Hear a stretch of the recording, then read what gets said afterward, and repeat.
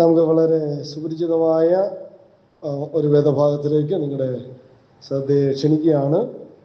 അപ്പോസ്തല പ്രവൃത്തികളുടെ പുസ്തകം 9-ാം അധ്യായം അതിൻ്റെ 8-9 വാക്യങ്ങൾ നമുക്ക് വായിക്കാം. അപ്പോസ്തല പ്രവൃത്തികൾ 9-ാം അധ്യായം അതിൻ്റെ 8-9 വാക്യങ്ങൾ.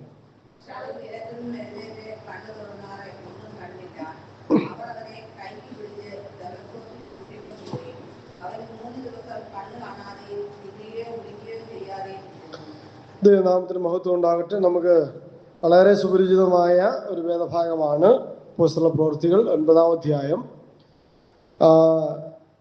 പൗലോസ് അപ്പോസ്തലനെ കർത്താവ് തൻ്റെ വേലയോടുള്ള ബന്ധത്തിൽ പ്രത്യേകമായ അനുഭവം തനിക്ക് നൽകി തന്നെ വേർതിരിച്ച് വിളിക്കുന്ന ഒരു സന്ദർഭമാണ് ഇത് നമുക്ക് കാണുവാനായിട്ട് സാധിക്കുന്നത്. നമുക്കറിയാം, ദമസ്കോസിന്റെ പടിവാതിൽക്കൽ വെച്ചിട്ടാണ് ഈ ഒരു അനുഭവം പൗലോസ് അപ്പോസ്തലന് ലഭിക്കുന്നത്. ദൈവസഭയെ ഉപദ്രവിക്കുവാനായിട്ട് മഹാപുരോഹിതന്മാരുടെ അധികാരപത്രവുമായിട്ടാണ് താൻ യെരൂശലേമിലേക്ക് കടന്നു വരുന്നത്. യെരൂശലേമിലേക്ക് കൊണ്ടുവരത്തക്കവണ്ണം അവിടുത്തെ പള്ളികൾക്ക് അവനോട് അധികാരപത്രം വാങ്ങി എന്നാണ് നമ്മളതിൻ്റെ പ്രാരംഭവാക്യങ്ങളിൽ വായിക്കുന്നത്. അവൻ പ്രയാണം ചെയ്ത് ദമസ്കോസിന് സമീപിച്ചപ്പോൾ പെട്ടെന്ന് ആകാശത്ത് നിന്ന് ഒരു വെളിച്ചം അവന് ചുറ്റും മിന്നി, അവൻ നിലത്ത് വീണു എന്ന് പറയും. നമുക്ക് വളരെ സുപരിചിതമായ ഭാഗങ്ങളാണ്.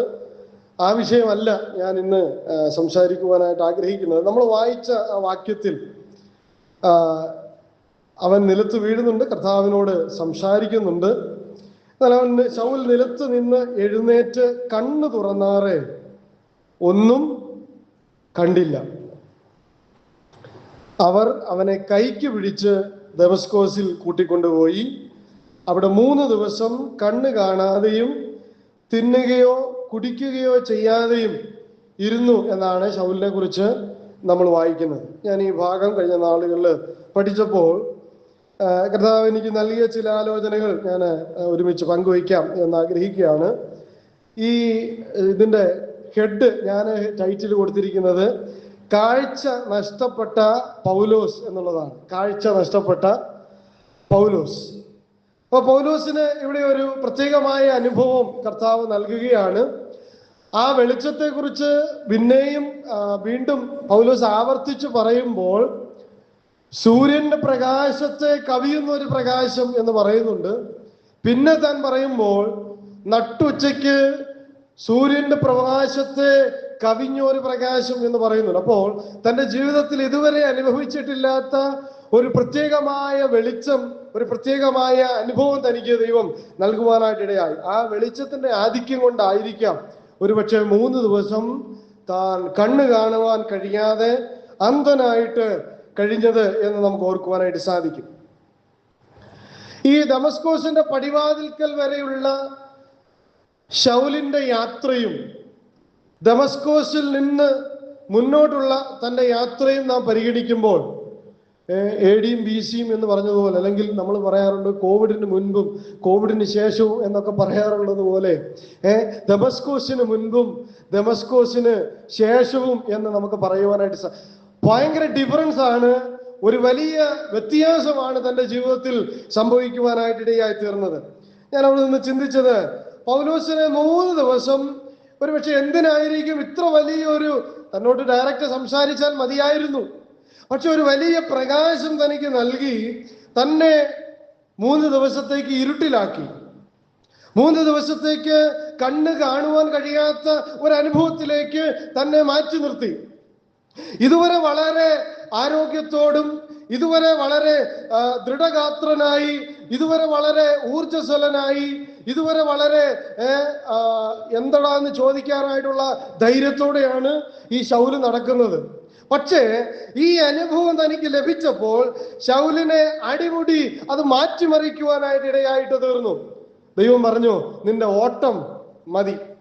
നിന്റെ ഈ നിലയിലുള്ള എന്നെ പ്രയാസപ്പെടുത്തിയിട്ടുള്ള ദൈവജനത്തെ നിന്ദിച്ചിട്ടുള്ള, അവരെ ഉപദ്രവിച്ചിട്ടുള്ള നിന്റെ ആ മിടുക്കുള്ള ഓട്ടം ഉണ്ടല്ലോ, അത് മതി. ഇനി അത് നിർത്തിയിട്ട് നീ എനിക്ക് വേണ്ടി ഓടണം. അപ്പൊ എനിക്ക് വേണ്ടി ഓടുവാൻ നിന്നെ പ്രാക്ടീസ് ചെയ്യാനുള്ള ഒരു 3 ദിവസമാണ് ദൈവം ശൗലിന് നൽകുവാൻ തക്കോണിടയായി തീർന്നത്.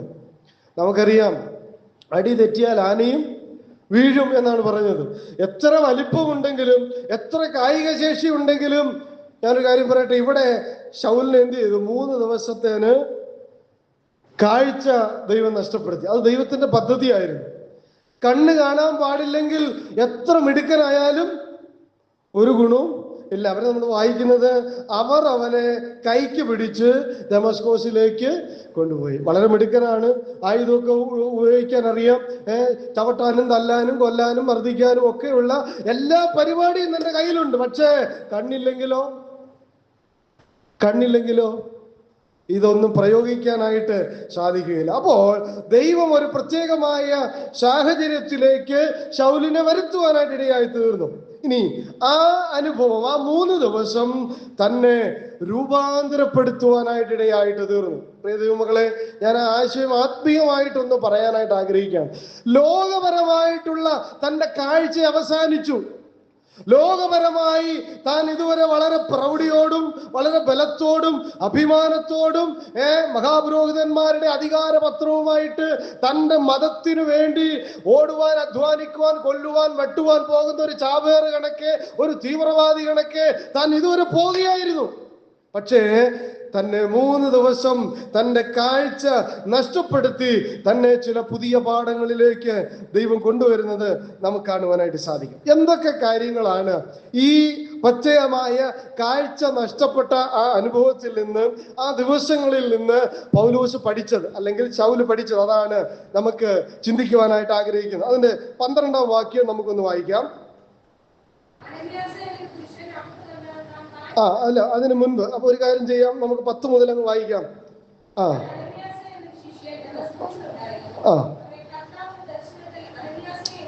വിളിച്ചു.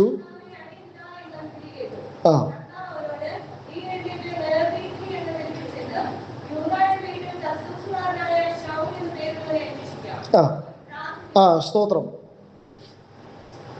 അപ്പൊ കാഴ്ച നഷ്ടപ്പെട്ട പൗലോസിന്റെ ഒന്നാമത്തെ അവന് ഉണ്ടായ വ്യത്യാസം എന്താ സംഭവിച്ചത്?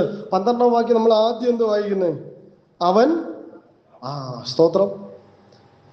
ഇതുവരെ ഈ ശൗല് പ്രാർത്ഥിച്ചതായിട്ട് നമുക്ക് അവിടെ ഒന്നും കാണാനായിട്ട് സാധിക്കില്ല. നീ ആദ്യമായിട്ട് ദൈവസന്നിധിയിൽ മുട്ടുമടക്കണം, നീ ആദ്യമായി ദൈവമുഖത്തേക്ക് നോക്കണം, നീ ദൈവത്തെ വിളിക്കണം, നീ പ്രാർത്ഥിക്കണം. ഈ കാഴ്ച നഷ്ടപ്പെട്ട അനുഭവം പൗലോസിന് സമ്മാനിച്ച ഒന്നാമത്തെ കാര്യം, അവൻ പ്രാർത്ഥിക്കാൻ സ്തോത്രം, അവൻ പ്രാർത്ഥിക്കാൻ പഠിച്ചെന്ന്. ഇതുവരെ ഒരു ഭാഗത്തും ശൗല് ഒത്തിരി കാര്യം ചെയ്തായിട്ട്, വെട്ടുകയും കൊല്ലുകയും ഒക്കെ ചെയ്തായിട്ട്, മിടുക്ക് കാണിച്ചതായിട്ടൊക്കെ ഉണ്ട്. പക്ഷെ ശൗല് ദൈവസന്നിധി മുട്ടുമടക്കിയതായിട്ട് ഒരിടത്തുമില്ല. അവൻ മതത്തിന് വേണ്ടിയേ ഓടുന്നത്, പക്ഷെ അവന് ദൈവത്തോട് പ്രാർത്ഥിച്ചതായ ഒരു അനുഭവം അവന്റെ ജീവിതത്തിൽ ഇതുവരെ ഉണ്ടായിട്ടില്ല. അതുകൊണ്ട് ദൈവം അവന് കാഴ്ച ശക്തി നഷ്ടപ്പെടുത്തിയിട്ട്, അവനെ ബ്ലൈൻഡ് ആക്കിയിട്ട് അവനോടൊരു കാര്യം പറഞ്ഞു, ഇരിക്കെ, ദൈവസന്നിധിയിൽ ഇരിക്കെ, പ്രാർത്ഥിക്കുക. പ്രിയപ്പെട്ടവരെ, പുതിയൊരു പാഠം ഈ ശൗല് പഠിക്കുകയാണ്. പ്രാർത്ഥിക്കാൻ ദൈവം എന്നെ പഠിപ്പിച്ചത്. പൗലോസിന് സാക്ഷ്യം പറയാൻ അവസരം കൊടുത്ത പൗലോസ് പറയും, ഞാൻ ആദ്യമായിട്ട് പ്രാർത്ഥിക്കാൻ പഠിച്ചത് എന്റെ ദൈവത്തെ കണ്ടുമുട്ടി ഞാൻ 3 ദിവസം അന്ധനായിരുന്നപ്പോൾ, അന്ന് ആ ഇരുട്ടിന്റെ മണിക്കൂറുകളിൽ, ആ അന്ധകാരത്തിന്റെ വേളകളിൽ ഞാൻ പഠിച്ച ഒന്നാമത്തെ പാഠം എന്നെ ദൈവം പ്രാർത്ഥിക്കാനായിട്ട് പഠിപ്പിച്ചു. ദൈവത്തിന് സ്തോത്രം. പ്രിയപ്പെട്ടവരെ, നമുക്ക് പ്രാർത്ഥിക്കാനായിട്ട് സാധിക്കുന്നുണ്ടോ? പ്രാർത്ഥിക്കേണ്ടും വണ്ണം പ്രാർത്ഥിക്കാനായിട്ട് നമുക്ക് സാധിക്കുന്നുണ്ടോ? ഞാൻ ഈ കാഴ്ച നഷ്ടപ്പെട്ടു എന്ന് പറയുന്ന ആ ഒരു കാര്യം ഒന്ന് ആത്മീയമായിട്ട് കൂടെ പറയാനായിട്ട് ആഗ്രഹിക്കുകയാണ്. ഇതുവരെ ഈ ലോകത്തിന്റെ കാഴ്ചകളായിരുന്നു അവനെ നയിച്ചത്. ഇതുവരെ ഈ ലോകത്തിന്റെ ആ ഇമ്പകരമായ കാഴ്ചകളിൽ ഉല്ലസിച്ച് അവൻ നടക്കുകയായിരുന്നു. എന്നാൽ ഇന്ന് അവൻ ആ ലോകത്തിന്റെ കാഴ്ചകളൊന്നും ഇല്ല. അപ്പോൾ നമുക്ക് പ്രാർത്ഥിക്കുവാനായിട്ട് കഴിയണമെങ്കിൽ ഈ ലോകത്തിലെ കാഴ്ചകളൊക്കെ മങ്ങുവാനിടയായി തീരണം. ഈ ലോകത്തിലെ കാര്യങ്ങളിൽ ഈ ലോകത്തിന്റെ ധനത്തിൽ, ഈ ലോകത്തിന്റെ സമ്പത്തിൽ, ഈ ലോകത്തിന്റെ ആരോഗ്യത്തിൽ, ഈ ലോകത്തിന്റെ മഹിമകളിൽ, ഈ ലോകത്തിന്റെ പ്രൗഢികളിൽ അത് കണ്ട് കൺമഞ്ഞളിച്ച് അതിൽ ആകൃഷ്ടരായി അതിന്റെ പിന്നാലെ യാത്ര ചെയ്യുമ്പോൾ പലപ്പോഴും നമുക്ക് നഷ്ടമാകുന്നത് എന്താണ്? ഒരു പ്രാർത്ഥനാ ജീവിതം നമുക്ക് നഷ്ടപ്പെടുകയാണ്. അപ്പോൾ എങ്ങനെയാണ് നാം പ്രാർത്ഥിക്കുന്നവരായി തീരുന്നത്? ദൈവം ആഗ്രഹിക്കുന്നത് പോലെ ഒരു പ്രാർത്ഥനാ ജീവിതം നിനക്കുണ്ടാകണമെങ്കിൽ ലോകത്തിലുള്ള നിന്റെ കണ്ണെന്ത് ചെയ്യണം? അടയുവാനിടയായി തീരണം. ആ കണ്ണ് മങ്ങുവാൻ എന്ന് വെച്ചാൽ ലോകത്തിന്റെ മായാ കാഴ്ചകളിൽ നിന്ന് നീ മാറി നിന്നെങ്കിൽ മാത്രമേ നിനക്ക് പ്രാർത്ഥിക്കേണ്ടുമെന്ന് പ്രാർത്ഥിക്കുവാനായിട്ട് സാധിക്കുകയുള്ളൂ. ഇതുവരെ നീ ലോകത്തിന്റെ മിടുക്കും ലോകത്തിന്റെ മഹിമകളും പ്രൗഢികളിലും ഒക്കെ യാത്ര ചെയ്യുകയായിരുന്നു. അതുകൊണ്ട് നിനക്ക് പ്രാർത്ഥിക്കേണ്ടുമെണ്ണം പ്രാർത്ഥിക്കുവാൻ സാധിച്ചില്ല. അവിടുന്ന് ഒന്നാമത് ഈ കാഴ്ച നഷ്ടപ്പെട്ട പൗലോസിന് ലഭിച്ച ഒന്നാമത്തെ പാഠം, അവൻ എന്ത് ചെയ്തു? അവനെ പ്രാർത്ഥിക്കുന്നവനായി നാം കാണുവാൻ തക്കവണ്ണം തീർന്നു. 1 യോഹന്നാൻ 2:15 മുതൽ 17 വരെ നാം വായിക്കുമ്പോൾ, ജഡമോഹം, കൺമോഹം, ജീവനത്തിന്റെ പ്രതാപം ഇവയൊക്കെയും ലോകത്തിൽ നിന്നുള്ളതാണ്. ലോകവും അതിന്റെ മോഹവും ഒഴിഞ്ഞു പോകും. ദൈവേഷ്ടം ചെയ്യുന്നവനോ എന്നേക്കും ജീവിക്കുന്നു. ഈ ദൈവേഷ്ടം എങ്ങനെ കണ്ടുപിടിക്കാനായിട്ട് സാധിക്കും? ലോകത്തിന്റെ മോഹത്തിൽ നിന്ന് ഒഴിഞ്ഞിരിക്കണം. ലോകത്തിന്റെ മായാ കാഴ്ചകളിൽ നിന്ന്, ലോകത്തിന്റെ ഇമ്പകരമായ വസ്തുതകളിൽ നിന്ന് പ്രിയപ്പെട്ടവരെ, നമ്മുടെ കാഴ്ച മറഞ്ഞെങ്കിൽ മാത്രമേ പ്രാർത്ഥിക്കേണ്ടും വണ്ണം നമുക്ക് പ്രാർത്ഥിക്കുവാൻ സാധിക്കുകയുള്ളൂ. ദൈവത്തിന്റെ മുഖത്ത് നോക്കേണ്ടും വണ്ണം നോക്കണമെങ്കിൽ മറ്റൊന്നും കാണാതെ ഇരിക്കണം. ലോകത്തിലെ ഇമ്പങ്ങളൊക്കെ കണ്ട് കണ്ണ് മഞ്ഞളിച്ച് പ്രിയപ്പെട്ടവരെ ഇപ്പൊ എന്താ സംഭവിച്ചു പോയിരിക്കുന്നറിയാമോ? പ്രാർത്ഥിക്കേണ്ടും വണ്ണം നിനക്ക് പ്രാർത്ഥിക്കുവാൻ കഴിയുന്നില്ല. നമ്മുടെ ആത്മീയ ജീവിതത്തെ നമുക്കൊന്ന് പരിശോധിക്കാം. ലോകത്തിന്റെ കാഴ്ചകളാണോ നമുക്ക് നമ്മുടെ മുൻപിൽ പ്രാർത്ഥനയ്ക്ക് തടസ്സമായി നിൽക്കുന്നത്? ലോകത്തിന്റെ ഇമ്പങ്ങളാണോ? ലോകത്തിന്റെ മഹിമകളാണോ? ലോകത്തിന്റെ ധനമാണോ? ലോകത്തിന്റെ പ്രൗഢിയാണോ എന്റെ മുൻപിൽ വലുതായി നിൽക്കുന്നത്? അങ്ങനെയെങ്കിൽ എന്റെ ജീവിതത്തിൽ എന്തിന്റെ കുറവുണ്ടായിരിക്കും?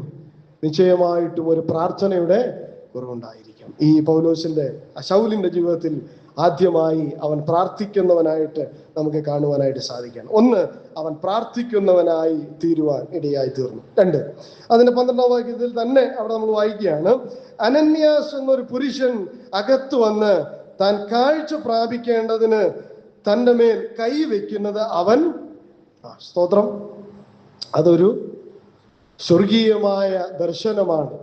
അതൊരു ദൈവത്തോടുള്ള ഒരു സംസാരമാണ്. ദൈവം അവന് ഒരു കാഴ്ച കാണിച്ചു കൊടുക്കുകയാണ്. ദൈവം ഒരു കാര്യം അവന് വെളിപ്പെടുത്തി കൊടുക്കുകയാണ്. ഇതെങ്ങനെ സാധിച്ചത്? ലോകത്തിന്റെ കാഴ്ച മറഞ്ഞപ്പോൾ, ലോകത്തിന്റെ കാഴ്ച മങ്ങിയപ്പോൾ ദൈവത്തിന്റെ ആത്മാവിന്റെ വെളിപ്പെടുത്തലുകൾ അവന് ലഭിക്കുവാനായിട്ടിടയായി തീർന്നു. പ്രിയപ്പെട്ടവർ, ഇന്ന് ദൈവവചനവും ദൈവത്തിന്റെ വചന കേൾവിയും നമുക്ക് പ്രകാശനം നൽകാത്തതിന്റെ കാര്യം, ലോകത്തിലെ കണ്ണ് തുറന്നിരിക്കുകയാണ്. ലോകത്തിന്റെ കാഴ്ചകൾ വലുതായിരിക്കുകയാണ്. അതുകൊണ്ട് ദൈവവചനം കേൾക്കുന്നത് ഹൃദ്യമായി നമ്മുടെ ജീവിതത്തിൽ ഇടപെടുന്നില്ല. നമ്മുടെ ജീവിതത്തിൽ രൂപാന്തരം വരുന്നില്ല. ദൈവം സംസാരിക്കുന്നത് വാസ്തവമായി വേണ്ടുമെണ്ണം മനസ്സിലാക്കുവാൻ നമുക്ക് കഴിയുന്നില്ല. എന്താ കാരണം? ഇതൊക്കെ ഇവിടെ കേട്ടിട്ട് നമ്മൾ ലോകത്തിലോട്ട് ഇറങ്ങുമ്പോൾ കർത്താവ് രൂപം പറയുവാനായിട്ട് ഇടയായി തീർന്നു. വിതയ്ക്കുന്നവൻ വിതയ്ക്കുവാൻ പുറപ്പെട്ടു. വിതയ്ക്കുമ്പോൾ ചിലത് മുള്ളിനിടയിൽ വീണു. മുള്ള് വളർന്നു, അത് കിളിച്ചു. പക്ഷെ മുള്ള് വളർന്നു വന്ന് അതിനെ നഷ്ടപ്പെടുത്തുവാൻ, നിഷ്ഫലമാക്കുവാൻ ഇടയായി തീർന്നു. ആ മുള്ളിനെ കുറിച്ച് കർത്താവ് പിന്നെ പറയുന്നത്, ലോകത്തിന്റെ ഇമ്പം, ലോകത്തിന്റെ ധനം, ലോകത്തിന്റെ മഹിമ, ലോകത്തിലെ കാര്യങ്ങളിലേക്ക് ഇറങ്ങിയപ്പോൾ ലോകത്തിലെ കാര്യങ്ങളാകുന്ന, ലോകത്തിലെ കാഴ്ചകളാകുന്ന മുള്ള് വളർന്നു വന്നിട്ട് ഈ വിതച്ച വിത്തിനെ നിഷ്ക്രിയമാക്കി, നിഷ്ഫലമാക്കി, നിഷ്പ്രയോജനമാക്കി തീർക്കുവാൻ ഇടയായിട്ട് തീർന്നു. ഇവന് കാഴ്ച നഷ്ടപ്പെട്ടപ്പോൾ, ലോകത്തിന്റെ കാഴ്ച മങ്ങിയപ്പോൾ സ്വർഗീയ ദർശനം അവൻ കാണുവാൻ ഇടയായിട്ട് തീർന്നു. ദൈവത്തിന്റെ ആലോചന അവൻ കേൾക്കുവാനിടയായി, ദൈവ ശബ്ദം കേൾക്കുവാനായിട്ട് ഇടയായി തീർന്നു. ദൈവ ശബ്ദം കേൾക്കണമെങ്കിൽ, ദൈവ ദർശനം കാണണമെങ്കിൽ, സ്വർഗീയ ആ അനുഭവം നമുക്ക് അനുഭവവേദ്യമായി തീരണമെങ്കിൽ ലോകത്തോടു കൂടെ നടന്നാൽ സാധിക്കുകയില്ല, അല്ലേ? നമ്മൾ പ്രാർത്ഥിച്ച് തീരെ നോക്കിയിരിക്കുകയാണ് മൊബൈല്. നമ്മൾ ഇതെല്ലാം ചെയ്യുന്നുണ്ട്, പക്ഷെ ചിന്ത പലപ്പോഴും ലോകത്തിലാണ്.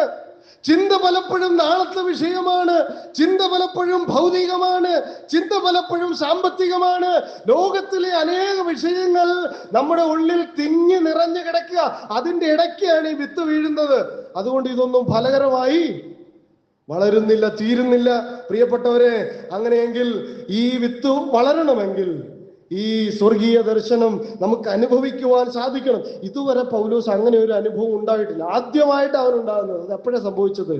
ലോകത്തിന്റെ കാഴ്ച അവന് നഷ്ടപ്പെട്ടു. ലോകത്തിന്റെ ആ സുഖങ്ങളുടെ, ലോകത്തിന്റെ പ്രത്യേകമായ ഇമ്പങ്ങളുടെ കാഴ്ച മാറ്റിവെച്ചപ്പോൾ അവൻ സ്വർഗീയ ദർശനം അനുഭവിക്കുന്നവനായി, സ്വർഗീയ ദർശനം കാണുന്നവനായി തീരുവാൻ അവിടെ അനന്യാസിന് വെളിപ്പെടുത്തി കൊടുത്തു. നീ അവിടെ ചെല്ലാൻ വേണ്ടിയിട്ട് അവൻ ദർശനം കണ്ടേച്ചിരിക്കുക, നീ ചെല്ലുന്ന കാര്യം നോക്കിക്കേ. ദൈവദാസൻ കണ്ട അതേ ദർശനം ഈ രക്ഷിക്കപ്പെട്ട വിശ്വാസിയും കണ്ടു. ദൈവത്തിന് സ്തോത്രം. പ്രിയപ്പെട്ടവരെ, നാം എത്ര എളിയവരാണെങ്കിലും നമുക്ക് വലിയ കഴിവൊന്നുമില്ലായിരിക്കും, പക്ഷേ ദൈവത്തിന്റെ വചനം നമുക്ക് വെളിപ്പെട്ട് കിട്ടും.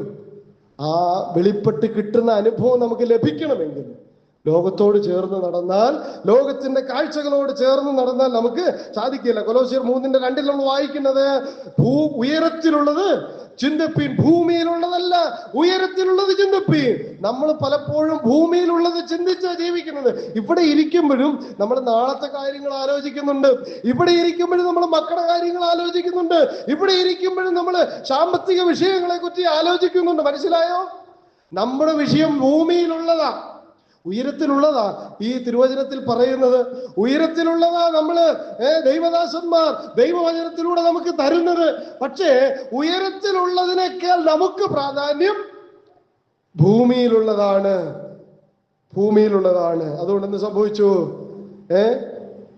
ഭൂമിയിലുള്ളതിനേക്കാൾ ഉയരത്തിലുള്ളത് ശ്രദ്ധിക്കണമെങ്കിൽ എന്ത് ചെയ്യണം? കാഴ്ച, ഈ ലോകത്തിന്റെ കാഴ്ച നമുക്ക് മങ്ങുവാൻ, മറയുവാൻ ഇടയായിട്ട് തരണം. മൂന്നാമത്തെ കാര്യം 13-ാം വാക്യം. പിന്നെ എന്താ സംഭവിച്ചത്? 13-ാം വാക്യം. അതിന് അനന്യാസ്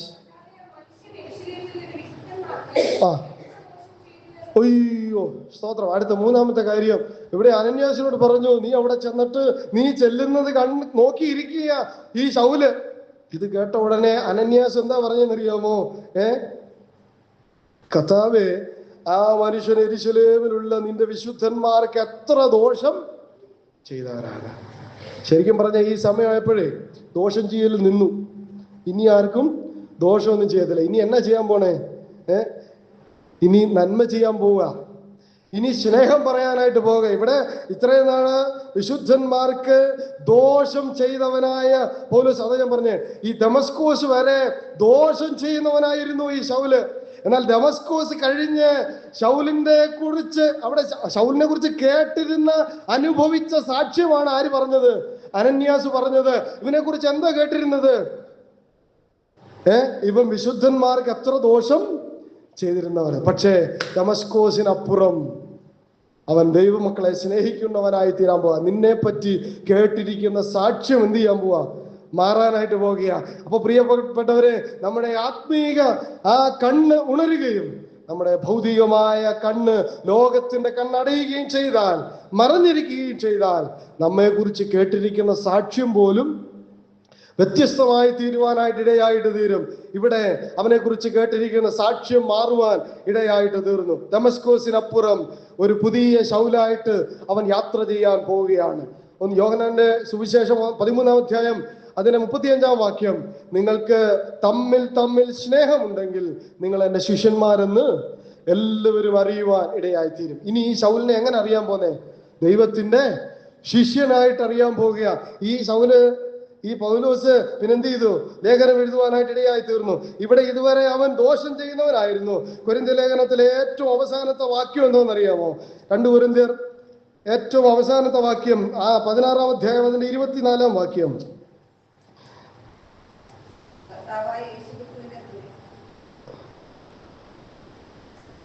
2 കൊരിന്ത്യരാണോ? 1 കൊരിന്ത്യരാണോ? ഒരു സെക്കൻഡ്.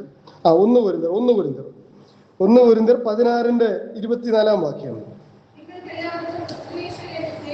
സ്തോത്രം.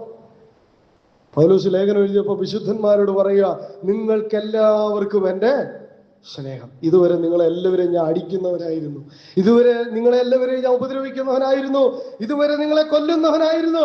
എന്നാൽ ദൈവം എൻ്റെ ജീവിതത്തിൽ രൂപാന്തരം വരുത്തിയപ്പോൾ എനിക്ക് നിങ്ങളെ സ്നേഹിക്കാനായിട്ട് പഠിച്ചു.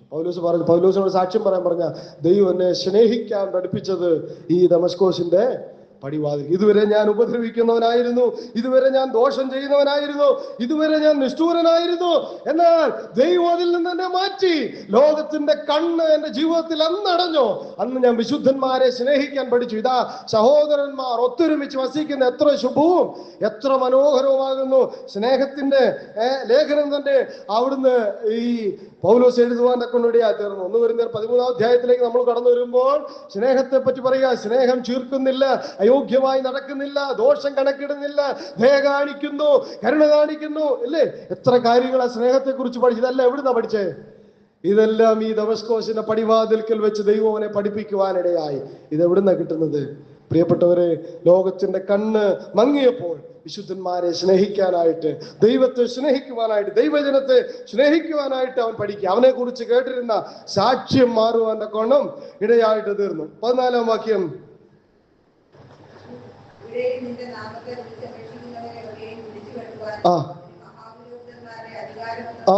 സ്തോത്രം. അടുത്ത അവന്റെ പ്രത്യേകത അവന് സംഭവിച്ചത്, അവൻ ഇതുവരെ ആരാൽ നിയന്ത്രിക്കപ്പെട്ടവനായിരുന്നു? മനുഷ്യനാൽ നിയന്ത്രിക്കപ്പെട്ടവനായിരുന്നു. ഇതുവരെ അവൻ മഹാപുരോഹിതന്മാരുടെ അധികാരപത്രവും പേറിയ നടക്കുന്നത്. അപ്പോൾ എന്തും ചെയ്യാം, ആരും ക്വസ്റ്റ്യൻ ചെയ്യുകയില്ല, ആരെയും അടിക്കാം, ആരെയും ഉപദ്രവിക്കാം, ആരെയും കൊല്ലാം, അധികാരപത്രം കയ്യിലിരിക്കുക. മനുഷ്യനായിരുന്നു അവനെ നിയന്ത്രിക്കുന്നത്. എന്നാൽ ദമസ്കോസിന്റെ പടിവാതിൽക്കലെത്തി അവന്റെ കാഴ്ച നഷ്ടപ്പെട്ടപ്പോൾ, അവൻ ദൈവശബ്ദം കേട്ടപ്പോൾ എന്ത് സംഭവിക്കുവാനിടയായി? അവൻ ദൈവത്താൽ നിയന്ത്രിക്കപ്പെടുന്നവനായി തീരുവാൻ ഇടയായി തീർന്നു. ദൈവത്താൽ നിയന്ത്രിക്കപ്പെടുന്നു. ഇതുവരെ പൗലോസ് ഓടിയത് ആ രക്തം ചൊരിയുന്ന അനുഭവത്തിലേക്കായിരുന്നുവെങ്കിൽ, ഇനി പൗലോസ് ഓടുന്നത് ദൈവത്തിനു വേണ്ടി അടികൊള്ളുവാനും നിന്ദ സഹിക്കുവാനും കഷ്ടം സഹിക്കാൻ വേണ്ടി അവൻ ഓടുകയാണ്. ഇതെവിടുന്ന ലഭിച്ചത്? ലോകത്തിലുള്ള നമ്മുടെ കണ്ണ് മങ്ങുമ്പോൾ ദൈവമുഖത്തേക്ക് നോക്കുവാൻ, ദൈവത്താൽ നിയന്ത്രിക്കപ്പെട്ട ഒരു ജീവിതം നയിക്കുവാൻ. ഇതുവരെ ലോകമായിരുന്നു അവനെ നിയന്ത്രിക്കുന്നത്. എന്നാൽ ദമസ്കോസിനപ്പുറം ദൈവത്തിന്റെ വാക്കും പേറി അവൻ പോകുവാനിടയായി തീരുകയാണ്. 15-ാം വാക്യം. നീ പോക.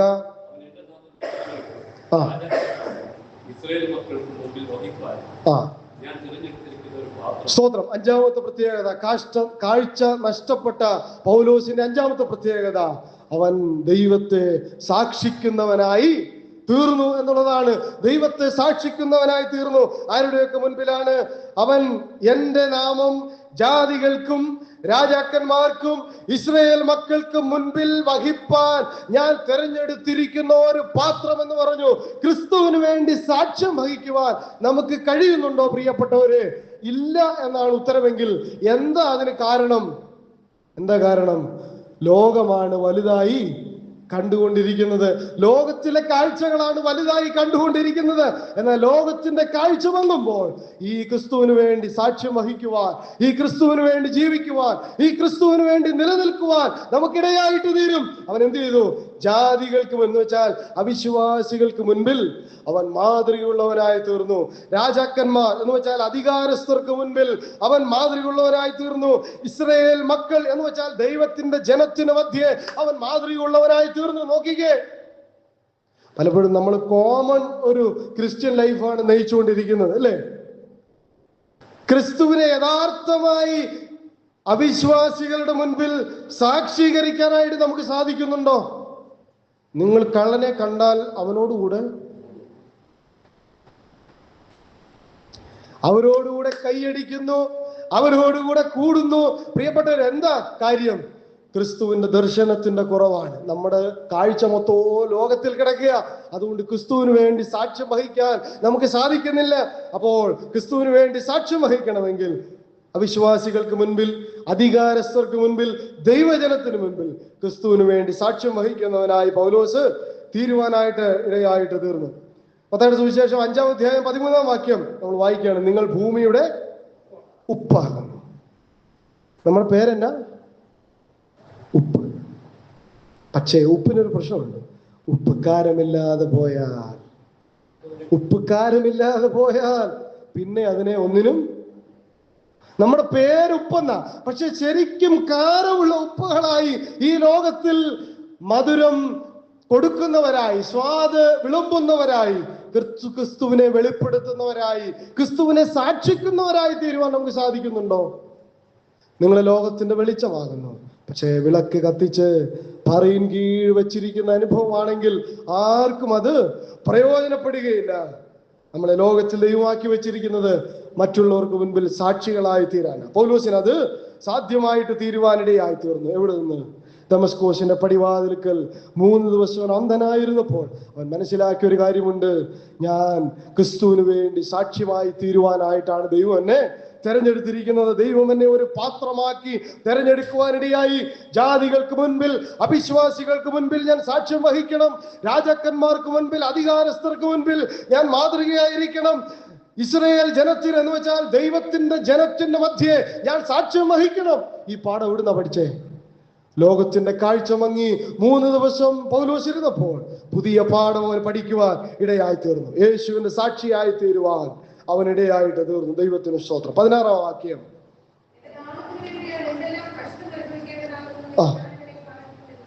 സ്തോത്രം. 16-ാം വാക്യം നമ്മൾ വായിക്കുകയാണ്, എന്റെ നാമത്തിനു വേണ്ടി എന്തെല്ലാം കഷ്ടം.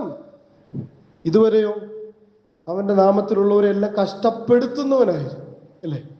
ക്രിസ്തുവിന് വേണ്ടി ജീവിക്കുന്ന എല്ലാവരെയും ഉപദ്രവിക്കുന്നവനായിരുന്നു, അവരെ അടിക്കുന്നവനായിരുന്നു.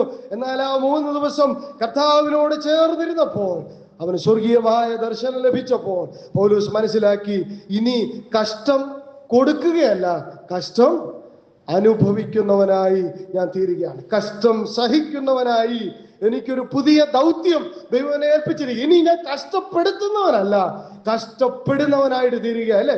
പൗലോസ് അപ്പോസ്തലൻ എത്ര കാര്യങ്ങളാണ് പറഞ്ഞിരിക്കുന്നത്. ഫിലിപ്പിയ ലേഖനം 1:23 പറയുകയാണ്, കഷ്ടം ക്രിസ്തുവിൽ വിശ്വസിക്കുവാൻ മാത്രമല്ല, അവന് വേണ്ടി കഷ്ടം അനുഭവിക്കുവാൻ കൂടെ എനിക്ക് വരം നൽകപ്പെട്ടിരിക്കുന്നു.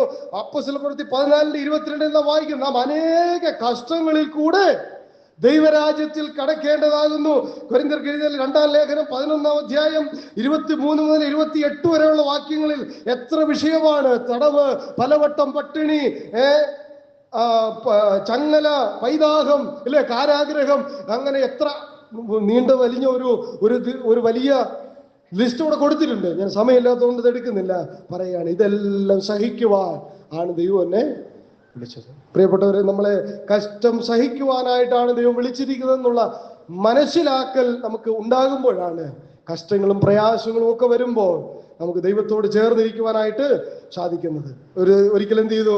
കാരാഗ്രഹത്തിലേക്ക് കൊണ്ടിടുവാനിടയായി തീർന്നപ്പോൾ അവിടെ കിടന്ന് പാടി ദൈവത്തെ സ്തുതിക്കുവാനൊക്കെ കൊണ്ടിടയായി. കഷ്ടങ്ങളിൽ പ്രശംസിക്കുവാൻ ഇടയായി തീരണമെങ്കിൽ ആത്മീയമായ കണ്ണ് വളരുകയും ലോകത്തിലെ കാഴ്ച കുറയുകയും ചെയ്യണം. ഈ പൗലോസിന്, ശൗലിന് അത് അനുഭവിക്കുവാൻ ഇടയായിട്ട് തീർന്നു. കഷ്ടം സഹിക്കുന്നവനായി അവന്റെ ഡ്യൂട്ടി മാറുവാൻ ഇടയായിട്ട് തീർന്നു. കഷ്ടപ്പെടുത്തുന്നവനായല്ല, മറിച്ച് കഷ്ടം സഹിക്കുന്നവനായി, ക്രിസ്തുവിന് വേണ്ടി കഷ്ടം സഹിക്കുവാൻ അവൻ സന്നദ്ധനായി തീരുവാൻ ഇടയായി തീർന്നു. 17-ാം വാക്യം.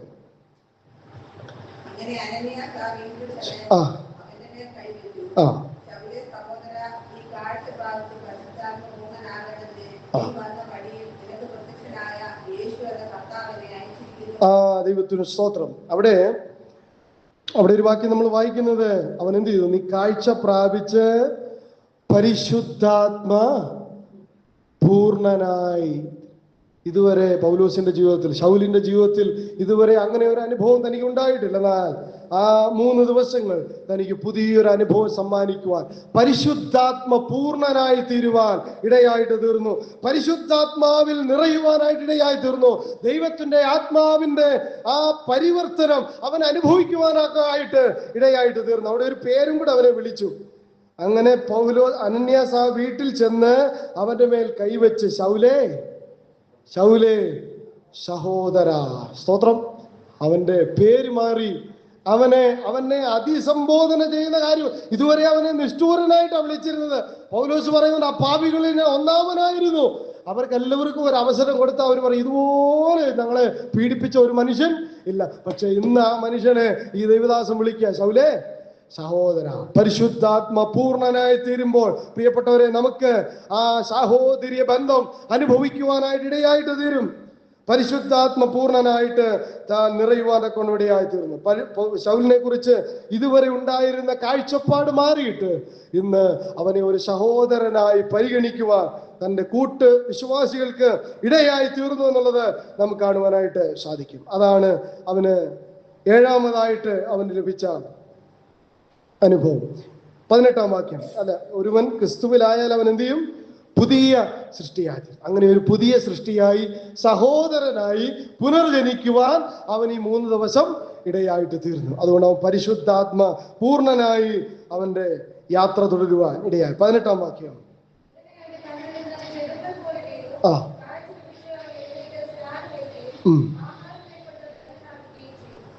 അവൻ എന്ത് ചെയ്തു? കാഴ്ച ലഭിക്കുവാൻ. ഇപ്പോഴാണ് അവന് കാഴ്ച ലഭിച്ചത്. ഇതുവരെയും അവൻ കാഴ്ചയില്ലാത്തവനായിരിക്കുകയാണ്. എന്നാൽ ആ സമയം 18-ാം വാക്യം നമ്മൾ വായിക്കുകയാണ്. എഴുന്നേറ്റ് കാഴ്ച ലഭിച്ച് അവൻ എഴുന്നേറ്റ് സ്നാനമേൽക്കുകയും ആഹാരം കൈക്കൊണ്ട് ബലം പ്രാപിക്കുകയും ചെയ്തു. അവന് കാഴ്ച ലഭിച്ചു എന്ന് പറഞ്ഞാൽ പുതിയ കാഴ്ചപ്പാട് ലഭിച്ചു, പുതിയ കാഴ്ച ലഭിച്ചു. ക്രിസ്തുവിനെ കുറിച്ചുള്ള, ക്രിസ്തു വേലയെ കുറിച്ചുള്ള, ദൈവജനത്തെ കുറിച്ചുള്ള, പരിശുദ്ധാത്മാവിന്റെ നിറവിനെ കുറിച്ചുള്ള, ആത്മീയ ജീവിതത്തെ കുറിച്ചുള്ള പുതിയ കാഴ്ചകൾ, കാഴ്ചപ്പാടുകൾ അവന് ലഭിക്കുവാൻ ഇടയായി തീർന്നു. ഇത് ലഭിക്കണമെങ്കിൽ എന്ത് ചെയ്യണം? ലോകത്തിലെ കാഴ്ച മങ്ങണം. ലോകത്തിലെ കാഴ്ച മങ്ങുമ്പോൾ അല്ലേ, നമ്മള് ഈ ഫ്ലൈറ്റിൽ യാത്ര ചെയ്യുമ്പോൾ, ഈ ഫ്ലൈറ്റ് മേലോട്ട് ഉയരുമ്പോൾ എന്ത് ചെയ്യും? ഈ താഴെയുള്ള കാര്യങ്ങളൊക്കെ നമുക്ക് ചെറുതായി തോന്നുവാൻ ഇടയായിട്ട് തീരും. ഇതുവരെ അതൊക്കെ വലുതായിരുന്നു. എന്നാൽ ക്രിസ്തുവിനോട് അടുക്കുമ്പോൾ ലോകം ചെറുതാകുകയും ക്രിസ്തുവിനോടുള്ള ആ അനുഭവം വലുതാകുകയും ചെയ്യുവാൻ ഇടയായി തീരും. പ്രിയപ്പെട്ടവര്, അങ്ങനെ ഒരു ആത്മീയമായ നിലവാരത്തിലേക്ക്, ആത്മീക കാഴ്ചയിലേക്ക്, കാഴ്ചപ്പാടിലേക്ക് അവിടുന്ന് ഈ പൗലോസ് കടന്നു വരുവാൻ ഇടയായി തീരും. അതുകൊണ്ട് ഫിലിപ്പിയ ലേഖനം 1:21 നമ്മൾ വായിക്കുകയാണ്, എനിക്ക് ജീവിക്കുന്നത് ക്രിസ്തുവും മരിക്കുന്നത് ലാഭവുമാണ്. ആർക്ക് പറയാൻ സാധിക്കും? ക്രിസ്തുവിനെ ഇങ്ങനെ സ്നേഹിക്കുന്നവർക്ക്, ക്രിസ്തുവിനെ ഇങ്ങനെ അനുഗമിക്കുന്നവർക്ക്, ക്രിസ്തുവിനെ ഇങ്ങനെ പിൻപറ്റുന്നവർക്ക് പറയാൻ ഇടയായിത്തീരും, എനിക്ക് ജീവിക്കുന്നത് ക്രിസ്തുവും മരിക്കുന്നത് ലാഭവുമാണ്. ഇതുവരെ കൊല്ലുന്നതായിരുന്നു ലാഭം, ഇതുവരെ ഉപദ്രവിക്കുന്നതായിരുന്നു ലാഭം. പക്ഷേ ഇന്ന് പറയുകയാണ്, ക്രിസ്തുവിന് വേണ്ടി ജീവൻ വെച്ചു കൊടുക്കുവാൻ അതെനിക്ക് ലാഭമാണ്.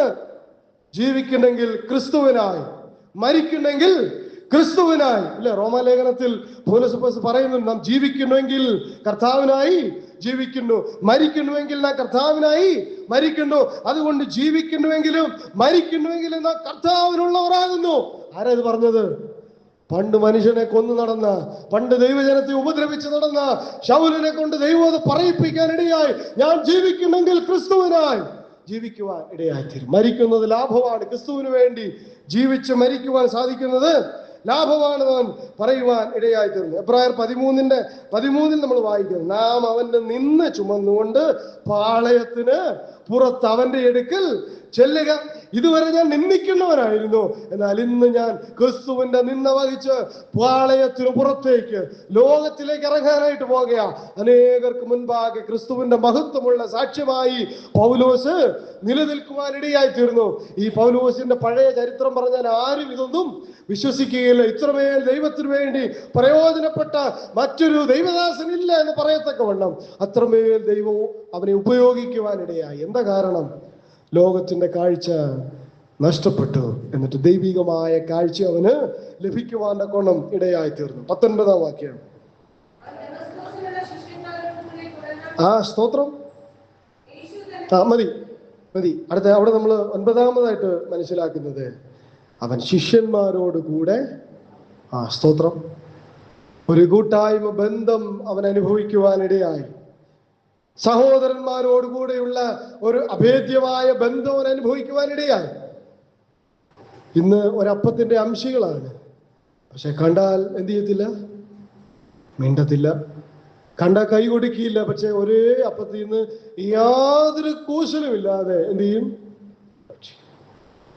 പ്രിയപ്പെട്ടവരെ, സഹോദരന്മാരോടൊപ്പം പാർക്കുവാൻ, ശിഷ്യന്മാരോടൊപ്പം വസിക്കുന്ന അനുഭവം നമുക്കുണ്ടാകണമെങ്കിൽ അവർക്ക് കൈ കൊടുത്ത് മനസ്സോടെ എന്ത് ചെയ്യണം? അവരോട് ചേർന്ന് നിൽക്കുന്ന അനുഭവം ഉണ്ടാകണമെങ്കിൽ ക്രിസ്തുവിനെ രുചിച്ചറിയുവാനിടെ ഈ പൗലോസിന് അതിന് സാധിച്ചു. അവന്റെ, ഞാനത് എഴുതിയത്, അവന്റെ പാർപ്പ് മാറി, അവന്റെ വാസം മാറി. അവൻ ഇതുവരെ ദുഷ്ടന്മാരോടുകൂടെ ആയിരുന്നു ജീവിച്ചിരുന്നത്. ഇപ്പോൾ അവൻ ശിഷ്യന്മാരോടുകൂടെ ജീവിക്കാൻ തുടങ്ങി. ഇതുവരെ അവൻ തെറ്റായ പാതയിലായിരുന്നു, തെറ്റായ സ്ഥലത്തായിരുന്നു അവൻ പാർത്തിരുന്നത്. എന്നാൽ ഇന്ന് അവൻ സഹോദരന്മാരോട് ഒപ്പം പാർക്കുകയാണ്. സഹോദരന്മാരോട് ഒപ്പം പാർക്കുന്ന അനുഭവം. ഇന്ന് സഹോദരന്മാർക്ക് തന്നെ ഒപ്പം പാർക്കാൻ അല്ലേ? സഹോദരന്മാർക്ക്, ചേട്ടനും അനിയനും തമ്മിൽ ചേരിയല്ല, കൂട്ടു സഹോദരന്മാർ തമ്മിൽ ചേരിയല്ല. ആ ഒരു നിലവാരമാണ്. എന്താ അതിന് കാരണം എന്നറിയാമോ? പണ്ട് ഉള്ളതിനെക്കാട്ടി കുറെ കൂടെ നമ്മൾ അകന്നുപോയി. എന്താ അതിന് കാരണം? ഞാൻ അത് വേറൊരു വിഷയത്തിൽ പറയാനുള്ളത്. എന്നാൽ ഞാൻ രാവിലെ ഇത് ധ്യാനിച്ചപ്പോൾ പെട്ടെന്ന് എൻ്റെ മനസ്സിലേക്ക് ആ ഒരു വാക്യം വന്ന്, ഉൽപ്പത്തി പുസ്തകം 13:6 ഒന്ന് വായിച്ചു നോക്കിയേ. ഉൽപ്പത്തി പുസ്തകം 13:6. അവിടെ അബ്രഹാമിനെയും ലോത്തിനെയും കുറിച്ച് നമ്മൾ വായിക്കുന്നത്. 6-ാം വാക്യത്തിൽ എന്താ വായിക്കുന്നത്?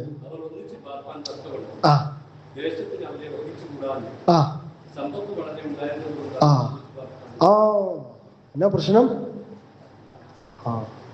ഇന്ന് നമ്മൾ ഒന്നിച്ച് പാർക്കാൻ ഒക്കാത്തത് നമ്മുടെ സമ്പത്താണ്.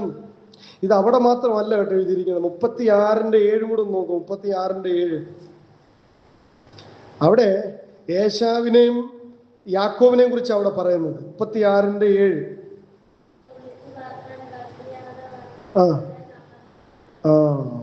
നമ്മൾ ഈ സമ്പത്ത് ഉണ്ടാക്കാൻ വേണ്ടി ഓടിയാൽ എന്ത് സംഭവിക്കും? സഹോദരന്മാർ തമ്മിലുള്ള ബന്ധം അകന്നു പോകുവാൻ ഇടയായിട്ട് തരും. ഇന്ന് എന്നേക്കാൾ മിടുക്കനാണോ നീ, നിന്നേക്കാൾ മിടുക്കനാണ് ഞാൻ, അവനേക്കാൾ മിടുക്കനാണ് ഞാൻ എന്ന് പറഞ്ഞിട്ടാണ് എന്ത് ചെയ്യുന്നത്? വിശ്വാസികൾ ജീവിക്കുന്നത്. പ്രിയപ്പെട്ടവര്, ഈ സമ്പത്ത് കൂടിയതുകൊണ്ടുള്ള ഏറ്റവും വലിയ പ്രശ്നം ഇന്ന് ഒന്നിച്ചു പാർക്കാനായിട്ട് സാധിക്കുന്നില്ല, ചേരുവാൻ സാധിക്കുന്നില്ല. ഇല്ലായ്മയുടെ കാലം ഉണ്ടായിരുന്നപ്പോൾ ഈ ആദിമ നൂറ്റാണ്ടിൽ അവിടെ അപ്പോസ്തല പ്രവൃത്തി 5-ാം അധ്യായത്തിൽ 4-ന്റെ അവസാനം നമ്മൾ വായിക്കുന്നത്, അവര് ഒന്നും സ്വന്തമെന്ന് ആരും ചിന്തിച്ചില്ല. എല്ലാവരും എന്ത് ചെയ്തു? അപ്പോസ്തലന്മാരുടെ കാൽക്കൽ എല്ലാവരും അവർക്ക് പൊതുവകയായിരുന്നു. അതുകൊണ്ട് അവരിൽ ഇല്ലായ്മക്കാരില്ലായിരുന്നു. അവരെല്ലാവരും സമരായിരുന്നു. എല്ലാവരും സമരായിരുന്നാൽ ഒരുമിച്ച് പാർക്കാൻ എളുപ്പമാണ്. ഒരാൾ താഴെയും ഒരാൾ മുകളിലും ആണെങ്കിലോ എവന്റെ കൂടെ ശരിയല്ല. അപ്പൊ സമ്പത്ത് പലപ്പോഴും ഒന്നിച്ച് പാർക്കാനായിട്ട് നമ്മളെ അനുവദിക്കുകയില്ല. ഞാൻ ആ വിഷയം പറഞ്ഞപ്പോൾ അതുകൂടെ പറഞ്ഞുള്ളൂ. ശിഷ്യന്മാരോട് കൂടെ പാർക്കുവാൻ ഈ പൗലോസിന് ഇടയായിട്ട് തീർന്നു. അപ്പോൾ അത് ആത്മീയമായ കാഴ്ചപ്പാട് തനിക്ക് ലഭിച്ചത് കൊണ്ട് അല്ലെ, 101-ാം സങ്കീർത്തനം 6-ാം വാക്യം നമ്മൾ വായിക്കുന്നത്, ദേശത്തിലെ വിശുദ്ധന്മാർ എന്നോടുകൂടെ വസിക്കേണ്ടതിന് എൻ്റെ ദൃഷ്ടി അവരുടെ മേൽ ഇരിക്കുന്നു എന്ന് പറയുകയാണ്. അപ്പോൾ ദേശത്തിലെ വിശുദ്ധന്മാരോടൊപ്പം പാർക്കുവാനായിട്ട് ആഗ്രഹിക്കുന്ന ഒരു സങ്കീർത്തനക്കാരനെ അവിടെ നമുക്ക് കാണുവാനായിട്ട് സാധിക്കും. 20-ാം വാക്യം. ആ ആ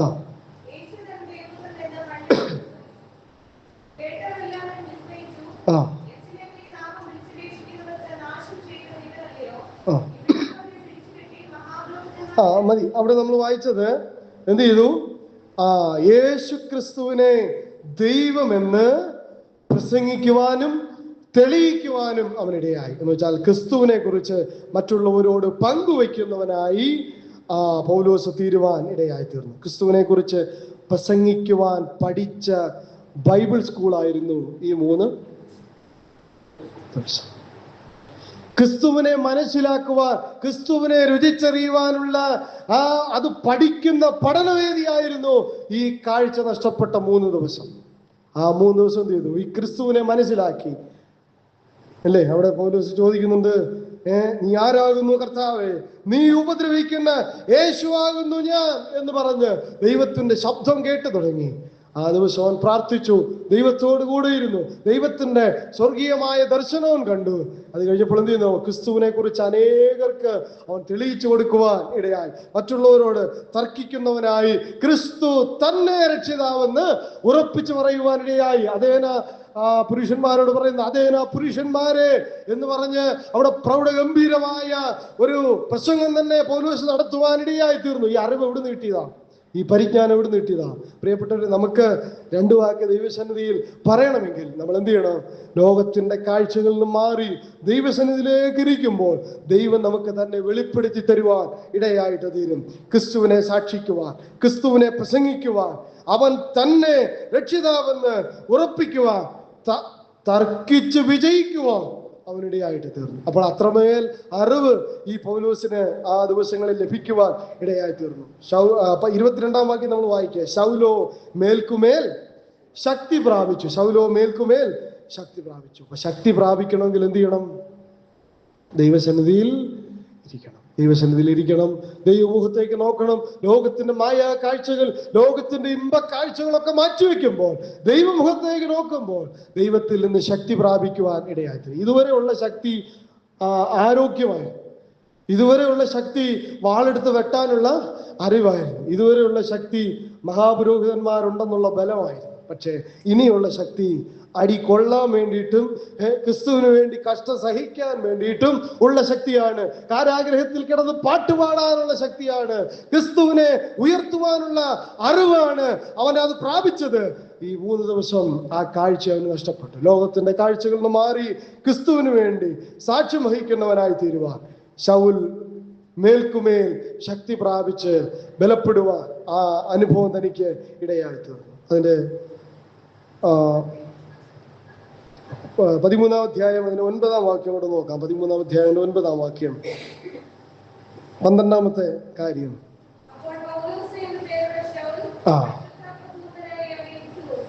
സ്തോത്രം. അപ്പോൾ അവിടെ എന്ത് വിളിച്ചു? ശൗലിനെ എങ്ങനെ വിളിച്ചു? പത്രോസ്, പൗലോസ്. പത്രോസ് അല്ല, പൗലോസ് എന്ന് വിളിച്ചു. അപ്പോൾ ദമസ്കോസ് വരെ ഇവന് ശൗലായിരുന്നു. ദമസ്കോസിനപ്പുറം അവൻ പൗലോസാണ്. പൗലോസ് എന്ന് പറഞ്ഞാൽ ചെറിയവൻ എന്നാണ്. ഇതുവരെ അവൻ വലിയവനായിരുന്നു. എന്നാൽ ക്രിസ്തുവിനെ കണ്ടപ്പോൾ നമ്മളെല്ലാവരും ആരായി? ചെറിയവരായി. മനസ്സിലായോ? പക്ഷെ ക്രിസ്തുവിനെ കണ്ടിട്ടും ഇന്ന് നമ്മൾ പലരും വലിയവരാണ്. അല്ല പ്രിയപ്പെട്ടവരെ, പൗലോസ് അപ്പോസ്തലൻ എന്നാ പറയുന്നറിയാമോ? കൊരിന്ത്യർ ലേഖനം 15-ാം അധ്യായം 9-ാം വാക്യം, അപ്പോസ്തലന്മാരിൽ ഞാൻ ഏറ്റവും സ്തോത്രം. ഈ ദമസ്കോസിന് മുൻപ് അവൻ അങ്ങനെ പറയുമായിരുന്നോ? ഇല്ല, ഞാൻ നിങ്ങളെക്കാൾ എല്ലാവരെ കാട്ടിലും മിടുക്കനാണ്, വലിയവനാണ്. പക്ഷേ ക്രിസ്തുവിനെ കണ്ടെത്തിയപ്പോൾ ഈ ലോകത്തിന്റെ കാഴ്ച മാറി ദൈവത്തോട് ചേർന്നിരുന്നപ്പോൾ അവന്റെ പേര് മാറി. അവന്റെ പേര് മാറിയിട്ട് ശൗല് മാറി. ഇനി നിങ്ങൾ അങ്ങോട്ട് വായിക്കുന്ന എല്ലാ ഭാഗത്തും ശൗലെന്നല്ല വായിക്കുന്നത്. ഇതിനു മുൻപായിരുന്നു നമ്മൾ ശൗല്, പക്ഷേ ഇതിനപ്പുറം ഞാൻ പൗലോസാണ്. പ്രിയപ്പെട്ടവർ, നമുക്കൊരു കാലഘട്ടമുണ്ട്. നിങ്ങൾ മുൻപേ ദുഷ്ടൂരരും എന്താണ് നമ്മളങ്ങനെ വായിക്കുന്നുണ്ട് അല്ലേ? ഭാവികളും ഒക്കെ നമുക്ക് പല പേരുകളുണ്ടായിരുന്നു. എന്നാൽ ഇനി നമ്മൾ അങ്ങനെയല്ല. പക്ഷേ ഇന്ന് ദൈവമക്കളായി ജീവിക്കുന്നവരുടെ അടുത്തും ഈ പഴയ കാര്യങ്ങളൊക്കെ ഇന്നും ഇതൊക്കെ വിളിക്കാനുള്ള കാര്യങ്ങളൊക്കെ ശരികൂട്ടിയാണ് അവർ നയിക്കുന്നത്. ഇതുവരെ ഞാൻ നിഷ്ഠൂരനായിരുന്നു, മറ്റുള്ള ഉപദ്രവിക്കുന്നവനായിരുന്നു, ദോഷം ചെയ്യുന്നവനായിരുന്നു. എന്നാൽ ഇനിമേൽ ഞാൻ അങ്ങനല്ല. ഇനിമേൽ ഞാൻ പൗലോസാണ്. ഇനി ഞാൻ ക്രിസ്തുവിനെ സാക്ഷ്യം വഹിക്കുന്നവനാണ്. ഇനി ഞാൻ ചെറിയവനാണ്. എഫെസ്യർ ലേഖനം 3:8 നമ്മൾ വായിക്കുകയാണ്, സകല വിശുദ്ധന്മാരിലും ഏറ്റവും ചെറിയവനായ ഞാൻ. അപ്പോൾ ഈ കാഴ്ച നമ്മളെ ചെറിയവനാക്കി തീർക്കും. ഇവിടെ ചെറിയവൻ സ്വർഗരാജ്യത്തിൽ ഏറ്റവും വലിയവനായി തീരുവാൻ ഇടയായി തീരും. ശിഷ്യന്മാരുടെ ഇടയിലും എന്തായിരുന്നു പ്രശ്നം? സംവാദം എന്തായിരുന്നു? ആരാണ് വലിയ? പ്രിയപ്പെട്ടവര്, നമ്മൾ അങ്ങനെ, അതുകൊണ്ട് കർത്താവ് ചോദിക്കുന്നുണ്ട്. അവിടെ വീട്ടിൽ ചെന്നപ്പോൾ കർത്താവ് ചോദിച്ചു, നിങ്ങൾ വഴിയിൽ വെച്ച് എന്നായിരുന്നു പരിപാടി? അപ്പൊ അവിടെ നമ്മൾ വായിക്കുന്നത്, വഴിയിൽ വെച്ച് തങ്ങളിൽ ആർ വലിയവൻ എന്ന് പറഞ്ഞ് തർക്കിച്ചത് കൊണ്ട് അവനോട് പറയാൻ മടിച്ചു എന്നാണ്. എന്ന് വെച്ചാൽ അവർ മിണ്ടാതിരുന്നതാണ്. എന്ന് വെച്ചാൽ ഇത് പുറത്തു പറയാൻ കൊള്ളത്തില്ല, 4 പേര് അറിഞ്ഞാലും കൊള്ളാത്ത കാര്യം, നമ്മൾക്ക് ഏറ്റവും യോഗ്യമായ കാര്യം. ഞാൻ ഏറ്റവും എളിയവനാണ്, ഞാൻ ഏറ്റവും ചെറിയവനാണ്, ഞാൻ ഏറ്റവും കുറഞ്ഞവനാണ്, മറ്റുള്ളവനെ നമ്മേക്കാൾ ശ്രേഷ്ഠൻ എന്നുണ്ട്. ഇതൊക്കെ എവിടുന്നാ പഠിക്കുന്നത്? ഇത് ലോകത്തിലിറങ്ങിയാൽ നമുക്ക് പഠിക്കാൻ പറ്റത്തില്ല. ഇത് ദൈവസന്നിധി മാത്രം നമ്മളെ പഠിപ്പിക്കുന്ന പാഠങ്ങൾ. ഏറ്റവും ചെറിയ ദൈവസന്നിധിയിൽ ഏറ്റവും ചെറിയവനായി ആ പാപികളിൽ ഞാൻ ഒന്നാമൻ എന്ന് പൗലോസ് പറയുകയാണ്. ഏറ്റവും ചെറിയ. പ്രിയപ്പെട്ടവരെ, ഇനി നാം ശൗലല്ല, ഇനി നാം പൗലോസായി കർത്താവിന് വേണ്ടി സാക്ഷ്യം വഹിക്കുന്നവരായി, കർത്താവിന് വേണ്ടി പ്രയോജനപ്പെടുന്നു, പ്രാർത്ഥിക്കുന്നവനായി തീരുവാൻ അവനെ ഇടയായി തീർന്നു. ദൈവിക ദർശനം അവൻ ആ ദിവസങ്ങളിൽ അനുഭവിപ്പാനിടയായി. തന്നെ കുറിച്ച് കേട്ടിരുന്ന സാക്ഷ്യം മാറുവാൻ തക്കൊണ്ട് ഇടയായി തീർന്നു. ദൈവത്താൽ നിയന്ത്രിക്കപ്പെട്ടവനായി അവൻ തീരുവാൻ ഇടയായി തീർന്നു. 5, യേശുവിന്റെ സാക്ഷിയായി മറ്റുള്ളവർക്ക് മുൻപിൽ ക്രിസ്തുവിനെ വഹിക്കുന്ന പാത്രമായി അവൻ തീരുവാനിടയായി തീർന്നു. 6, ക്രിസ്തുവിന് വേണ്ടി കഷ്ടം സഹിക്കുക എന്ന പുതിയ ദൗത്യം അവൻ തിരഞ്ഞെടുക്കുവാൻ ഇടയായി തീർന്നു. 7, പരിശുദ്ധാത്മ പൂർണ്ണനായി അവൻ തീരുവാൻ ഇടയായി തീർന്നു. 8, അവൻ കാഴ്ച ലഭിച്ച് ആത്മീക പുതിയ കാഴ്ചപ്പാടിലേക്ക് വന്ന് ക്രിസ്തുവിന് വേണ്ടി നിലനിൽക്കുവാൻ ഇടയായി തീർന്നു. 9, ശിഷ്യന്മാരോടുകൂടെ അവൻ പാർക്കുവാനിടയായി. 10, യേശു ക്രിസ്തുവിനെ ദൈവപുത്രനെന്ന് തെളിയിച്ച് അവൻ ദൈവപുത്രനെ ഉയർത്തുവാൻ ഇടയായി തീർന്നു. 11, അവൻ മേൽക്കുമേൽ ദൈവശക്തി പ്രാപിക്കുവാൻ ഇടയായി. 12, അവൻ ശൗൽ പൗലോസായി ചെറിയവനായി തുടർന്ന് യാത്ര തുടരുവാൻ ഇടയായി തീർന്നു. നമ്മുടെ ക്രിസ്തീയ ജീവിതത്തിൽ നമുക്ക് എവിടെയെങ്കിലും നാം വലിയവരാണെന്നുള്ള ഭാവം നമുക്കുണ്ടെങ്കിൽ, പ്രിയപ്പെട്ടവരെ, ലോകത്തിന്റെ കാഴ്ചകൾ മങ്ങി ദൈവസന്നിധിയിലേക്ക് നാം ഇരിക്കുമ്പോൾ ദൈവം നമ്മെ ഏറ്റവും ചെറിയവനായി ജീവിക്കുന്നതാണ്. സ്വർഗരാജ്യത്തിലെ ഏറ്റവും വലിയവൻ എന്നുള്ള ആ പുതിയ പാഠം നമ്മളെ ക്രിസ്തുവിന് വേണ്ടി ചെറിയവരായി, ക്രിസ്തുവിനെ ഉയർത്തുന്നവനായി, ക്രിസ്തുവിനെ സാക്ഷിക്കുന്നവരായി, പ്രാർത്ഥിക്കുന്നവരായി, ദൈവവചനം ധ്യാനിക്കുന്നവരായി, കർത്താവിൽ നിന്ന് ദർശനം പ്രാപിക്കുന്നവരായി, മറ്റുള്ളവർക്ക് ശിഷ്യന്മാരോട് കൂടെ പാർക്കുന്നവരായി, ഏറ്റവും യോഗ്യരായി ജീവിക്കുവാൻ ഈ വചനങ്ങളാൽ കർത്താവ് നമ്മെ സഹായിക്കട്ടെ. അവസരം ദൈവസഭയോട് നന്ദി സ്നേഹം അറിയിക്കുന്നു. ഈ വചനങ്ങളാൽ കർത്താവ് നമ്മെ സഹായിക്കട്ടെ. ദൈവത്തിന്റെ വിലയേറെ നാമം മാത്രം വാഴ്ത്തപ്പെടുന്നു.